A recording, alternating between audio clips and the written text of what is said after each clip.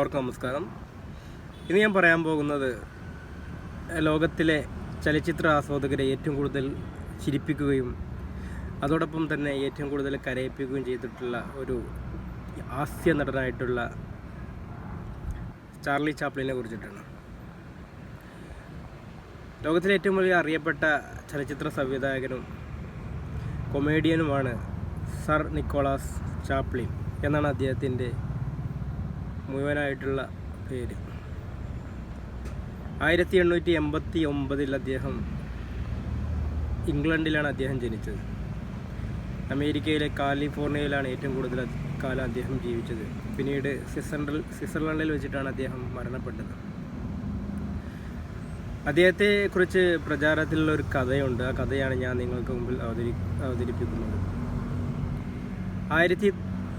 1920 കാലഘട്ടങ്ങളിൽ അദ്ദേഹം കാലിഫോർണിയയിലൂടെ സഞ്ചരിക്കുമ്പോൾ അവിടെ ഒരു മത്സരം കാണുകയുണ്ടായി. ഒരു ഫാൻസി ഡ്രസ് കോമ്പറ്റീഷനാണ്. ആ മത്സരത്തിൻ്റെ അതിൽ സംഘാടകർ പറഞ്ഞിട്ടുള്ളത് ചാർലി ചാപ്ലിനെ നന്നായി അനുകരിക്കുന്ന ആളുകൾക്കാണ് ഒന്നാം സമ്മാനം എന്നാണ് അതിൽ എഴുതി വെച്ചിട്ടുള്ളത്. ചാർലി ചാപ്ലിന് ഒരു കൗതുകം തോന്നുകയും അദ്ദേഹം ആ മത്സരത്തിൽ പങ്കെടുക്കുകയും ചെയ്തു. പിന്നെ ഇതൊരു കഥയാണെന്നും അതല്ല അത് സത്യമാണെന്നും രണ്ട് അഭിപ്രായമുണ്ട്.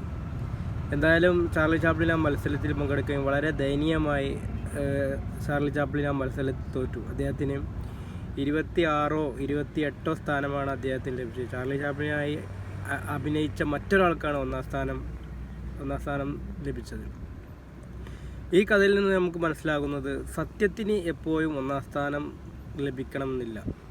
അതുകൊണ്ട് സത്യമല്ലാതാകുന്നില്ല. സത്യം എപ്പോഴും വിജയിക്കണം എന്നില്ല എന്നാണ് ഈ കഥയിലൂടെ എനിക്ക് നിങ്ങളോട് പറയാനുള്ളത്. യഥാർത്ഥത്തിൽ ചാർലി ചാപ്ലിൻ തന്നെയാണല്ലോ.